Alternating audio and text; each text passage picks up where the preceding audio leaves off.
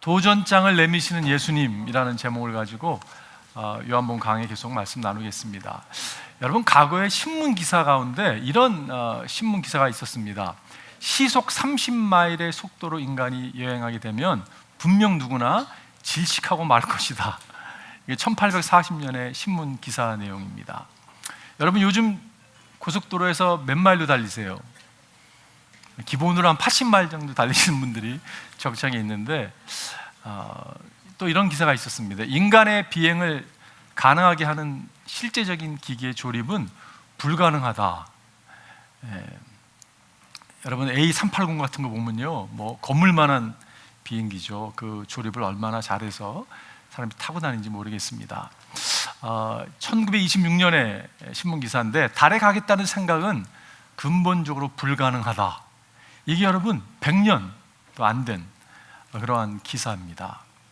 요즘에 스페이스X와 나사와 협업을 해서 내년부터는요, 달나라 민간인들도 이렇게 쉽게 갈 수 있는 그런 시대가 됐습니다. 인류의 역사는 도전하는 사람들이 불가능하다고 여겼던 것에 도전해서 여러분 수많은 것을 이룬 것을 우리가 알 수가 있어요. 도전이 얼마나 귀한지 모르겠습니다. 이 가운데 계신 대부분 분들은요, 조국을 떠나서 아메리칸 드림을 꿈꾸면서 도전을 행하신 분들이시죠. 그래서 미국 땅에서 한인 타운도 건설하기도 하고 세틀다운해서 이민자로서 또한 살아가는 모습을 보게 됩니다. 여러분, 도전이 얼마나 귀한지 모르겠어요. 그런데 절대 도전을 해서 안 될 대상이 있습니다. 도전을 꿈꿔서도 안 될 대상이 있죠. 그분은 예수 그리스도이십니다. 예수님은 도전의 대상이 아니라 예수님은요, 우리의 믿음의 대상이죠. 우리의 예배의 대상이죠. 오늘 본문에 보게 되면 드디어 저희가 8장을 오늘 끝내게 됐습니다. 8장이 길었죠, 여러분. 예수님께서 8장에 가늠하다 현장에서 붙잡힌 여인의 이야기부터 시작해서 12절에 보면 예수님이 이렇게 말씀하십니다. 나는 세상의 빛이다 라는 말씀을 하셨어요. 그 선언은요, 대단한 선언이었습니다. 나는 세상의 빛이다. 나를 따르는 자는 어둠에 거하지 않을 것이다 라고 이렇게 선언을 했더니, 여러분, 유대인들이 반발을 합니다. 왜냐하면 네가 혼자 이렇게 증언하는 것은 옳지 않다. 왜냐하면 증언이라는 것은요, 최소한 두 사람이 증언을 해야 되는데 네 혼자 이야기하는 게 옳지 않다라고 이야기를 하죠. 영어로 표현하면요, Who do you think you are? 그런 표현이에요.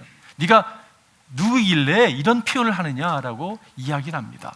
여러분, 8장이 시작됐던 바리새인들과 유대인들과 예수님의 대화가 논쟁으로 번지는 것을 알 수가 있죠. 여러분, 그 대화, 논쟁이요, 결국에는요, 아주 심한 말까지, 모욕적인 이야기까지 하는 것을 우리가 오늘 본문을 통해서 읽게 됩니다. 그 전략이 바뀐 것 같아요. 예를 들어서 말이 안 통하니까 이제 폭력을 행사하는, 그래서 돌을 들어서 예수를 죽이고자 하는 장면이 오늘 본문에 묘사되는 것을 알 수가 있어요. 제가 이걸 묵상하다가 놀이터에서 꼬마 남녀 아이들이 이렇게 말다툼을 하다가, 여러분, 아이들이 말다툼을 하면 남자가 이기겠어요? 여자가 이기겠어요? 여자아이들이 되게 이기잖아요, 그죠? 말을 잘하니까. 그러니까 말에 밀리니까 막 폭력을 휘두르는, 밀어버리는 그 모습이 아닌가라는 생각을 하게 됐습니다. 그 말이 여러분 얼마나 거친 말인지 모르겠어요. 귀신 들렸다까지 표현하는 것을 오늘 본문은 기록하고 있습니다. 오늘 말씀을 통해서 제가 크게 두 가지를 생각해 보았는데, 하나는요, 포기하는 거예요. 그리고 또 다른 한 가지는 붙드는 것입니다. 오늘 두 가지 여러분 말씀을 통해서 주님의 음성이 우리 가운데 들리길 바랍니다. 첫 번째는요, 주님께 도전하지 마십시오. 당신은 패하고 말 것입니다. 우리는 도전을 패해야 돼요. 다시 말씀드리지만 예수 그리스도는 우리의 도전의 대상이 아닙니다. 그분은 우리의 믿음의 대상인 것을 알 수가 있죠. 그 모습은요, 이런 모습과 비슷한 것 같아요. 저는 권투 생각하면요, 마이클 타이슨이 늘 가장 무서운 권투 선수였다는 생각을 합니다. 여러분, 마이클 타이슨의 전성기 때는요, 거진 1회에 많은 도전자들을 KO시킨 것을 알 수가 있습니다. 여러분과 제가 권투를 하나도 모르는 거예요. 근데 마이클 타이슨과 권투 시합을 하는 것입니다. 그것도 마이클 타이슨의 가장 전성기에. 여러분, 확률이 없습니다. 이길 수 있는 찬스가 1도 없어요. 도전하지 마십시오. 예수님께 도전장을 내밀지 마십시오. 오늘 본문이 이렇게 시작하죠. 유대 사람들이 예수께 말하였다. 우리가 당신을 사마리아 사람이라고도 하고 귀신이 들렸다고도 하는데 그 말이 옳지 않소? 참 치사해요, 그죠? 대화하다가 논쟁하다가 안 되겠으니까 당신이 사마리아 사람, 예수님이 사마리아 사람 아닌 거를 명백히 알고 있었습니다. 그런데 당신 혹시 사마리아 사람 아니냐고, 귀신 들린 거 아니냐고, 우리 말이 옳지 않냐고 이렇게 이야기하고 있는 거예요. 여러분, 사마리아 사람이라는 표현은요, 그 당대에 굉장히 수치스러운 그런 표현입니다. 이 정통 신앙을 떠난 이단자 같은, 당신 이단에 속해 있어? 라는 같은 동일한 표현이에요. 인종적으로, 종교적으로 아주 수치심을 주는 그런 표현이었습니다. 우리가 성경을 읽어서 알 수 있죠. 예루살렘에서 갈릴리를 지날 때 여러분, 사마리아가 딱 중간에 있는데 그 부정한 사람들이 살고 있는 땅을 밟고 싶지 않아서 돌아가는 것을 알 수가 있어요. 창기와 세리처럼 여겼던 그 사마리아 사람들, 유대인들이 당신 혹시 사마리아 사람 아니냐고 모욕적인 이야기를 하고 있는 것을 보게 됩니다. 그뿐만이 아니라 당신 혹시 귀신 들린 거 아니냐고. 왜 귀신 들렸다고 얘기했을까요? 말 같지 않은 이야기를 지금 예수님이 하고 있다고 그들이 여겼기 때문입니다. 아니, 당신이 귀신 들리지 않고 어떻게 이런 이야기를 할 수 있냐고, 미친 이야기 아니냐고 이렇게 이야기하는 것을 보게 돼요. 여러분과 제가 예수님에 대해서 소개할 때, 신앙생활에 대해서 여러분 도전을 주고 예수를 소개할 때 사람들의 반응이 이런 반응이 있습니다. 모욕적인 반응을 하죠. 당신 미친 거 아니냐고, 천국이 어디 있다고 이야기를 하냐고. 종교라는 것은 마음이 약한 사람들이 추구하는 것이지 나 같은 사람은 필요 없습니다. 아주 이렇게 모욕적인 말을 한다든지 귀신 들렸다고까지 미쳤다는 이야기를 하는 것을 보게 되죠. 그들의 표현에 주님이 이렇게 반응하십니다. 예수께서 대답하셨다. 나는 귀신이 들린 것이 아니라 나의 아버지를 공경한다. 갑자기 예수님께서 아버지 이야기를 하죠. 그런데 너희는 나를 모욕한다. 왜 아버지 이야기를 하셨을까요? 예수님들 아버지 이야기를 하셨죠. 아버지와 나는 하나라고 말씀하셨습니다. 아버지가 일하시기 때문에 나도 일한다고 말씀하셨습니다. 여기서 너희는 그런데 나를 모욕한다라는 표현은 언어로 찾아보게 되면 심하게 모욕적인 수치함을 준다는 뜻입니다. 가난하고 소외된 자를 멸시하듯이 그렇게 지금 이 유대인들이 예수님을 지금 여러분 수치심을 주면서까지 모욕하고 있는 모습을 보게 돼요. 근데 예수님은 지금 아버지를 꺼내셨습니다. 이게 왜 중요하냐면요, 너희가 나를 모욕하는 것이 아니라, 나에게 수치심을 주는 것이 아니라, 나를 거절한다는 것은 아버지를 거절하는 것이라고. 이게 너무 중요한 건데 아버지를 거절해서는 안 된다고. 왜냐하면 아버지는 심판자이시기 때문이라고 말씀하고 있어요. 그분은 심판자이십니다 라고 말씀하고 있는 거예요. 그런데 여러분, 예수님은요 늘 우리를 초대하시는 분이십니다. 그분이 오늘도 여러분과 저를 초대하시는 분이세요. 우리에게 기회를 주시는 분이죠. 그래서 이어서 이렇게 말씀하십니다. 나는 내 영광을 구하지 않는다. 나를 위하여 영광을 구해주시며 심판해 주시는 분이 따로 계신다. 내가 진정으로 너에게 말한다. 나의 말을 지키는 사람은 영원히 죽음을 겪지 않을 것이다. 여러분, 이렇게 말씀하고 있어요. 이렇게 초대하고 있는 주님을 보게 됩니다. 주님께 도전장을 내미는 것을 포기하고 주님의 초대에 반응하는 여러분과 제가 되기를 바라요. 주님이 초대하시는 걸 거절하게 되면 어떻게 될까요? 여전히 제 가운데 머물러 죽을 수밖에 없는 거죠. 심판의 자리에 나아갈 수밖에 없는 거죠. 이렇게 거부하는 사람들이 주위에 있을 수 있습니다. 근데 여러분, 혹시 주위에 그런 분이 계시다면 포기하지 마십시오. 기도하십시오. 왜냐하면 그 분들 가운데는 사도 바울 같은 분이 계실 수 있기 때문에 그렇죠. 거부하고 대놓고 반대하는 사람이 혹시 여러분 남편이 될 수 있습니다. 여러분의 가족이 일원이 될 수가 있어요. 그래서 우리는 기도해야 되겠죠. 그런데 더 심각한 것은 이렇게 대놓고 적대심을 표현하는 사람들이 아니라 은근히 무시하는 사람들이 있어요. 그죠? 여러분 주위에 그런 분 계시지 않으세요? 신앙에 대한 이야기라면요 은근히 무시합니다. 그냥 말은 하지 않지만 눈빛에서 당신 미친 거 아니야? 어떻게 제정신을 가지고 신앙생활이라는 거 한다고 이야기해? 라고 여기는 사람들이 있죠. 그런 사람들이 어떻게 보면요, 말은 하지 않지만 동일하게 주님께 도전장을 내미는, 주님을 모욕하는 그러한 모습인 것을 보게 돼요.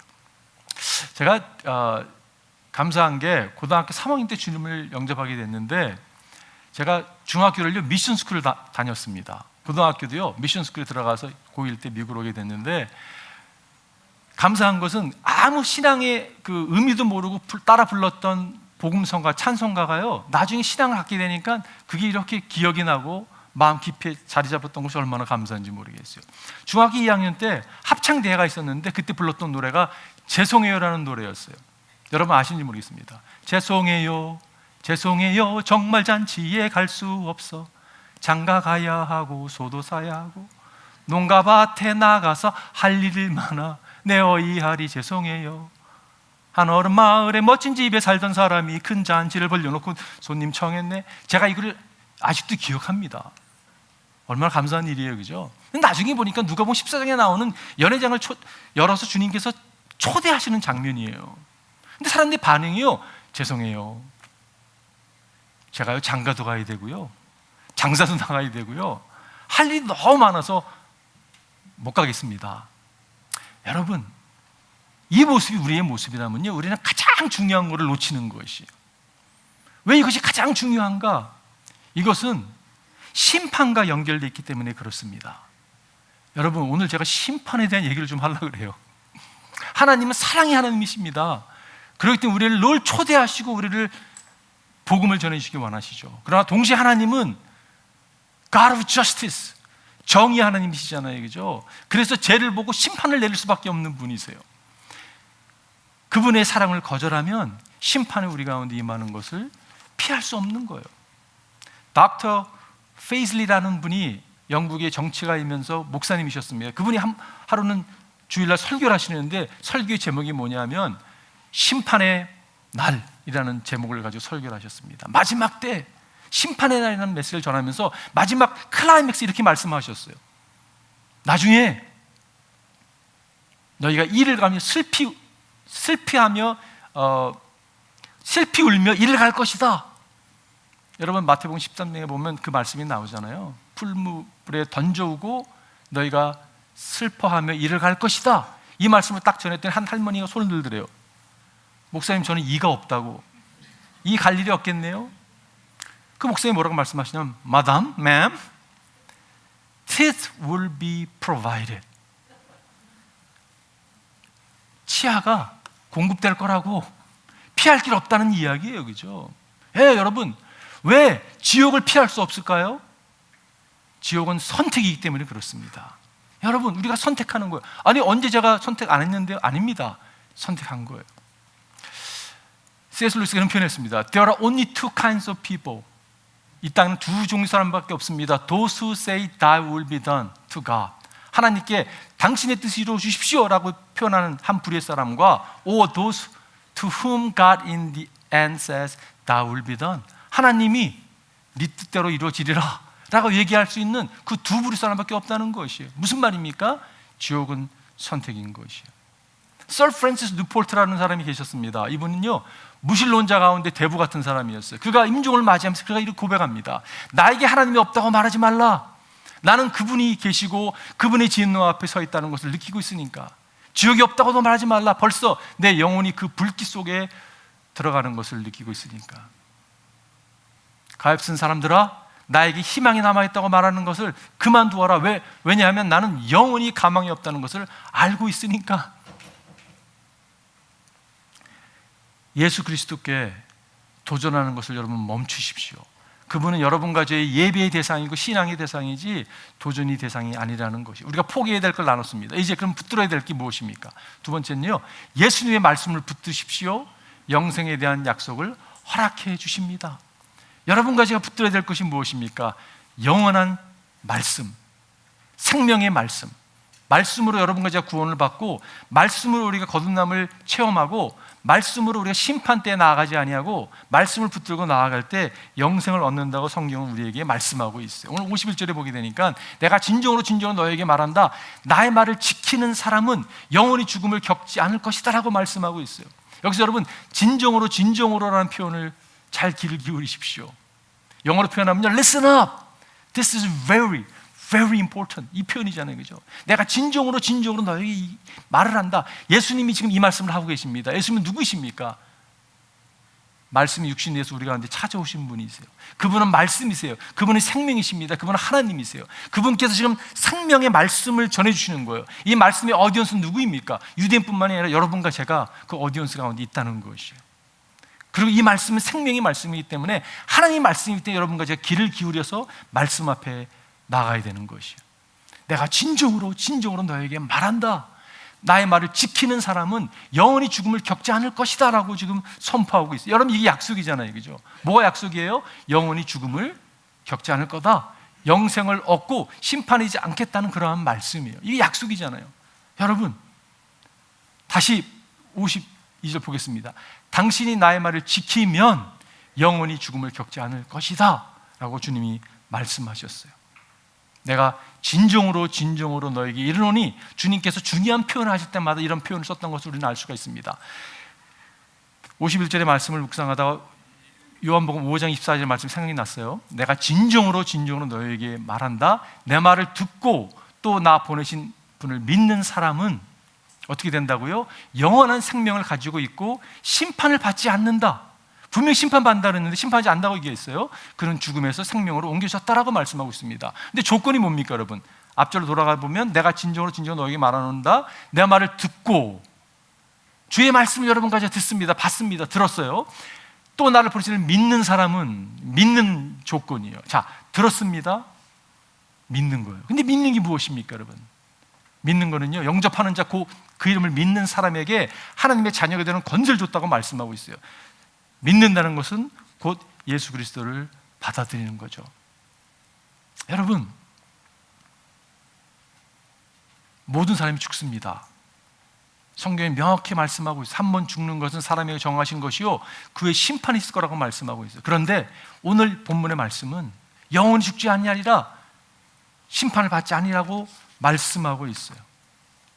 어떤 사람이 심판을 받지 않는다고요? 믿음의 사람이, 말씀을 받아들이는 사람이, 예수를 받아들이는 사람이 심판을 받지 않는다고 이야기하고 있습니다. 그런데 예수를 받아들이지 않으면 어떻게 될까요? 그에게는 심판이 임한다는 것이죠. 여러분, 주를 믿지 않는 사람에게는 두 번째 사망이 있다고 성경은 기록하고 있습니다. 요한계시록에 보게 되면, 그리고 사망과 지옥이 불바다에 던져졌습니다. 이 불바다가 둘째 사망입니다. 이 책에 기록되어 있지 않는 사람은 누구나 다 이 불바다에 던져졌습니다. 여러분, 지옥에 대한 얘기를 하면요, 아니 무슨 지옥 같은 이야기를 하냐고 부담스러워합니다. 근데 여러분, 예수님의 가르침을 보더라도 예수님이 천국에 대한 가르침보다 지옥에 대해서 더 설명한 구절들이 많은 것을 알 수가 있어요. 지옥을 포인트하는 이유는 지옥을 보내기 위함이 아니라 예수님의 의도는 천국을 소유하기 위함인 것을 우리가 알 수가 있죠. 자, 생명체에 기록되지 않은 사람은 지옥이 빠져드는데, 다시 말해서 돌려서 얘기하면, 여러분과 제가 생명책에 우리의 이름이 기록된다면 여러분, 영원한 생명이 우리 가운데 주어진다는 거잖아요, 그렇죠? 어떻게 생명책에 여러분과 제 이름이 기록될 수 있을까요? 우리가 선행을 행함으로 생명책에 기록될 거 아니죠. 마음으로 믿어 입으로 고백할 때, 예수 그리스도를 받아들일 때, 여러분, 우리 가운데 생명이 찾아오는 것을 우리가 알 수가 있어요.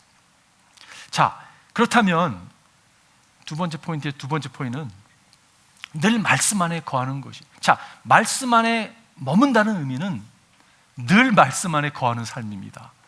여러분과 제가 continue to abide in His word, 하나님의 말씀 앞에 계속적으로 머무는 것을 알 수가 있어요. 우리 51절도 보게 되면 영어로 보면 keep your word, 말씀을 지키라는 표현이 나와요. 그 동일한 표현이 우리가 지난번에 보았던 31절에도 나오죠.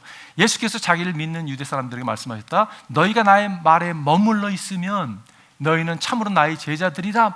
주의 말씀에 머물러 있는 것이, 여러분과 제가 늘 말씀 앞에 머물러 있기를 바랍니다. 여러분, 말씀 안에 늘 거하기를 바라요. 제가 말씀을 준비하면서 저의 이렇게 짧은 신앙 여정을 한번 돌아보았습니다. 감사한 거는요, 늘 말씀으로 구원받게 하시고 말씀으로 크건 작건 어떤 결정을 내리는데 말씀으로 인도했다는 것이 얼마나 감사했는지 모르겠어요. 나에게 말씀이 있다는 게 얼마나 감사한가라는 생각을 했습니다. 선교사로 떠나면서요, 제 마음이 굉장히 두려웠던 기억이 납니다. 근데 그때 그 길을 갈 수 있었던 것은요, 말씀이었어요. 두려워 말라, 내가 너와 함께함이라. 놀라지 말라, 내가 너 하나님 됨이라. 내가 너를 나의 의로운 옷으로 붙들어 줄게 라고 하는 그 말씀이 나의 삶을 인도했던 것을 알 수 있습니다. 내가 너를 주목해서 훈계하고 인도할 거라고. 그런 말씀들이 여러분 얼마나 감사했는지 모르겠어요. 말씀을 접하면서도 두렵고 떨고 있었던, 믿음이 온전치 못해서 갈등한 적도 수없이 많았지만 하나님의 말씀은 우리를 계속 빚어가시고 우리를 인도하셨던 것을 알 수가 있어요. 여러분, 말씀의 사람이 되십시오. 말씀 안에 거하십시오. 말씀에 머무십시오. 말씀 안에 거한다는 것은요, 내가 성경을 접하면서 이 성경 말씀은 조금 내가 지금 접하기에 좀 부담스러워 제껴놓고 편식하듯이 이런 것이 참 좋지 라고 선택해서 말씀을 받는, 여러분, 그것은 말씀에 거하는 게 아닙니다. 내 인격이요, 내가 말씀 앞에 딱 서는 거예요. 불편한 거예요, 말씀이. 이건 내가 불편한데? 하지만 그 말씀 앞에 내 삶을 내어 드리는 거죠. 어느 크리스찬 두 분이 기차 여행을 가게 됐는데 아마 한국 분들은 아니었던 것 같아요. 왜냐하면 도시락을 한 사람이 샌드위치를 싸갔는데 그거를요, 우리 한국 사람 같으면 나눠 먹을 거 아니에요, 그죠? 딱 두 쪽인데 하나를 이분이 딱 꺼내더니 먹기 시작하더래요. 근데 눈치를 옆에 사람이 줬다고 합니다. 좀 이렇게 배고파하는 표정 같은 거 있잖아요, 그죠? 막 주는데도 캐치를 못 하더래요. 그래서 형제님, 제가 오늘 아침에 큐티를 했는데 큐티해 보니까 이런 말씀 내가 은혜 받았다고, 내 이웃을 내 몸같이 사랑하라 라는 말씀에 은혜 받았다고. 그런데 그걸 듣더니 그러시냐고 나머지 한쪽을 또 비워먹더래요. 그러면서 저는 오늘 아침에 큐티를 했는데 내 이웃을 그걸 탐하지 말라라는 말씀에 은혜 받았다고 이렇게 얘기하더래요. 여러분, 말씀을 접하면서도 우리는요, 이렇게 내 중심적으로 말씀을 해석하고 붙들고 살아가는 모습이 있습니다. 찰스 스펄전이라는 목사님이 계시죠. 그분이 말씀을 붙들고 사는 삶의 특성을 이야기했는데 이렇게 표현했습니다. 4단어로 표현했어요. 말씀을 듣는 것, 말씀을 받는 것, 말씀을 신뢰하는 것, 말씀에 순종하는 것. 근데 제가 이걸 묵상하다가요, 말씀에 순종하는 삶이 참 중요한데, 여러분, 말씀을 정말 어텐티브하게 귀를 기울여서 듣지 아니하면, 건성으로 들으면요 순종할 수 없습니다. 이게 중요하구나. 그리고 말씀을 받는데 뭐로 받아야 되냐면 마음으로 받아야 되는 거예요. 여러분, 우리가 말씀을 접할 때 마음으로 받아야 됩니다. 그리고 신뢰한다는 표현이요, 그 말씀의 약속을 내가 믿고 신뢰해야 되는 거예요. 그럴 때 여러분 순종할 수 있습니다. 순종이 기왕 오는 게 아니에요. 내가 정말 말씀 앞에 겸허하게 말씀을 듣고 마음으로 받고 약속을 믿고 신뢰하고 나아갈 때 여러분과 제가 순종하는 자리에 나아갈 수 있다는 것이, 오늘도 하나님은 말씀하십니다. 여러분, 오늘도 주님은 말씀하세요. 왜 말씀하실까요? 심판에 대한 말씀을 전해 주신다면 심판에 포커스가 있는 게 아니라 심판을 피해서 영생을 얻게 하려 함은 주님의 의도를 여러분과 제가 놓지 않기를 바라요. 우리에게 말씀을 주시는 이유는 우리로 하여금 구원케 하기 위함인 것을 알 수가 있습니다. 대화 가운데 아브라함의 이야기가 나와요. 오늘 본문에 보니까 너희의 조상 아브라함은 나의 날을 보리라고 기대하며 즐거워하였고 마침내 보고 기뻐하였다. 이렇게 말씀하신 이유는요, 이 유대인들이 아브라함을 믿음의 조상 최고로 여겼거든요. 그런데다가 지금 아브라함에 대한 이슈를 끄집어냈기 때문에 예수님이 아브라함에 대한 이야기를 하시죠. 뭐라고 말씀하시냐면 너희 조상 아브라함은 나의 날을 보리라고, 나의 날, my day를 보리라고 기대했다고 하며 즐거워하였고 마침내 보고 기뻐하였다라고 마침내 봤다는 이야기예요. 그러니까 여러분, 이 사람들이 반응이 이렇게 합니다. 유대 사람들이 예수께 말했다. 당신은 아직 나이도 50도 안 되었는데 아브라함을 보았다는 말이요. 여러분 보세요. 지금 예수님이 아브라함을 봤다는 이야기가 아니거든요. 아니, 보셨죠. 그런데 그 이야기를 한 게 아니잖아요. 아브라함이 나의 날을 보았다고 이야기하고 있는 거예요. 여기서 나의 날은 무슨 날일까요? 십자가에서 인류의 구원을 위해서 온전히 내어질 그 계획을요, 아브라함이 보았습니다. 무슨 말씀하시는 거예요 지금 목사님? 네, 보았습니다. 창세기 12장에 아브라함을 하나님께서 부르시잖아요, 그죠? 우상을 숨기던 그 가정에서 그를 끄집어내셔서 그에게 여러분 보여주시는 게 있었어요. 시청각 교육을 하시는데 막 하늘을 보여주시면서 하늘의 수많은 별들을 보라고, 너의 후손이 이렇게 될 것이라고, 너의 자손이 이렇게 많아질 거라고, 바닷가의 모래를 보라고, 너의 후손이 땅의 특별을 보라고, 이렇게 주님께서 말씀해 주십니다. 너를 통해서, 너의 자손을 통해서 네가 모든 민족의 복이 될 것이라는 이야기를 하시죠. 여러분, 아브라함이 보았을까요? 그때부터 보기 시작한 예수를 아브라함이 보기 시작합니다. 멜기세덱이라고 하는 창세기 14장에 보면요, 약간 신비스러운 인물이 나오죠. 그를 향해서 살렘 왕이라 이야기합니다. 그는 하나님의 영원한 대제사장이라는 타이틀이 갖고 있는 사람이었어요. 그는요, 족보도 없습니다. 부모가 누군지도 몰라요. 근데 멜기세덱이 여러분 아브라함을 축복합니다. 빵과 포도를 가지고 그를 축복하는 장면이 나오고, 아브라함이 멜기세덱에게 11조를 드리는 장면이 나와요. 멜기세덱은 과연 누구였을까? 학자들이 예수도 하고 얘기하는 사람도 있는데 뭐 정확히 모르겠습니다. 그러나 한 가지 확실한 것은 예수님의 예표, 표중이었던 것을 알 수가 있어요. 히브리서 기자가 히브리서 7장에 보면 그것을 또 설명하죠. 예수님께서 멜기세덱의 반차라는 표현을 씁니다. 반차라는 표현은요, 계승이라는 표현이거든요. 예수님께서 대제사장직을 계승했다라는 표현을 쓰고 있는 것을 알 수가 있어요. 아브라함이 예수님을 보았을까요? 그 나를 보았을까요? 네, 보았습니다. 창세기 24장에 보게 되면 하나님께서 아브라함에게 이삭을 바치라는 명령을 내리시죠. 여러분도 그 말씀을 접하면서 좀 이상하지 않습니까? 약속으로 준 아들을 바치라고요? 이거 이상한 기독교 아닙니까? 라고 얘기할지 모르겠어요. 아브라함이요, 그의 마음에서 이삭을 바칩니다. 그런데 하나님께서 순양을 준비하셔서 멈춰라 그러고, 그 마음을 충분히 하나님 받으시고, 그 사건이 있은 후부터 아브라함을 나의 친구라고 표현을 합니다.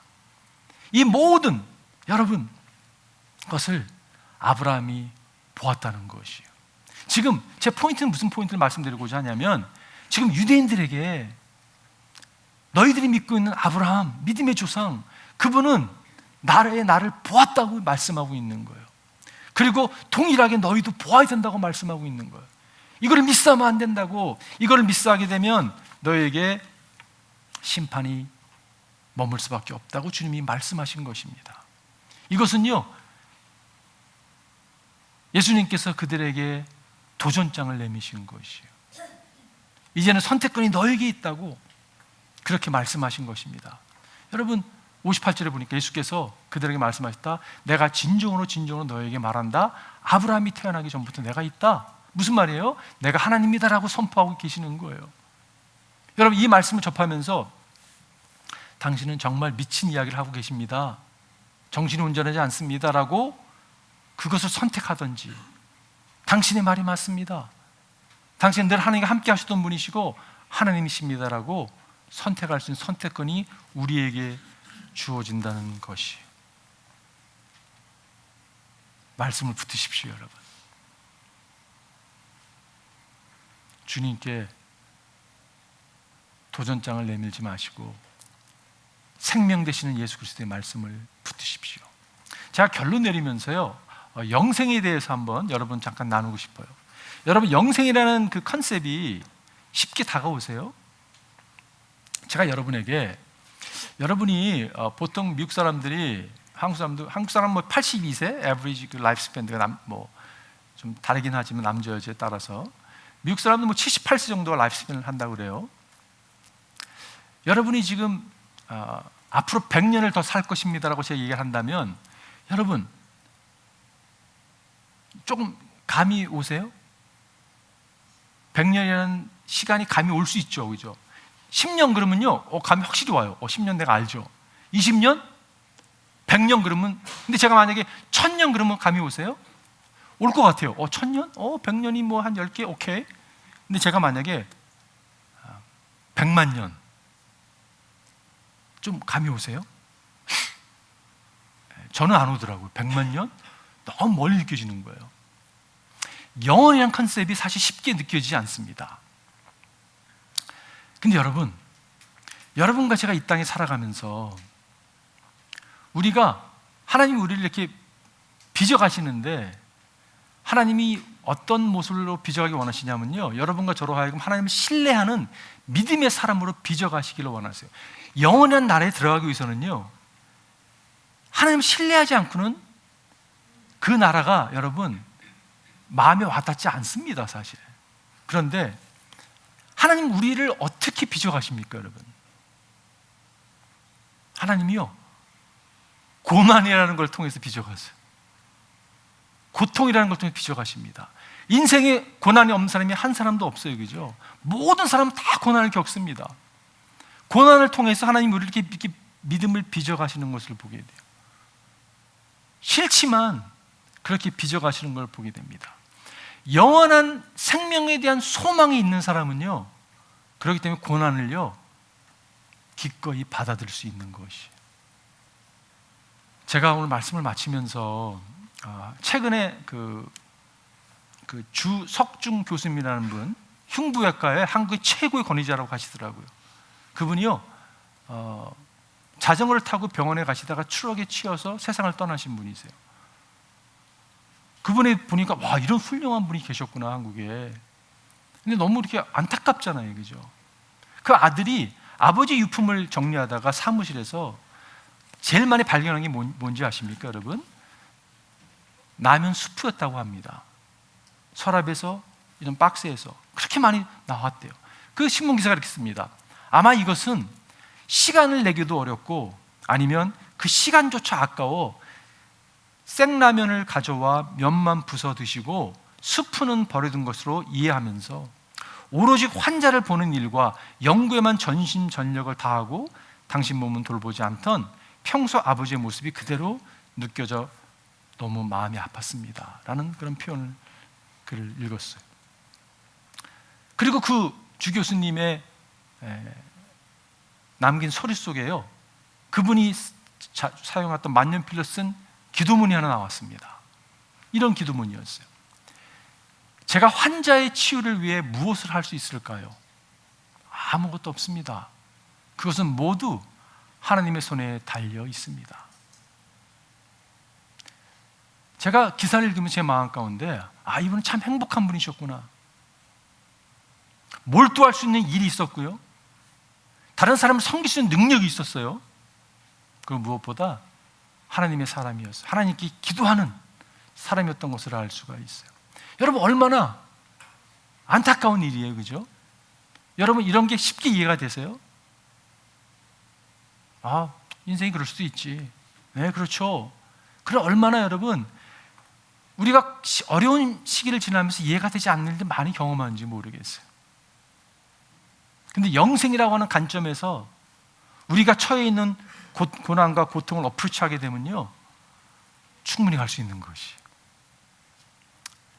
이 가운데 예배드리러 온 하나님의 백성들 한 사람도 빠짐없이, 하나님 솔직히 이해 안 돼요, 왜 이런 일이 내 삶에 일어나는지 모르겠어요, 참 어렵습니다 하나님, 참 고통스럽습니다 하나님, 이런 상황에 처해 있는 우리들의 모습을 우리는 늘 발견하게 되죠.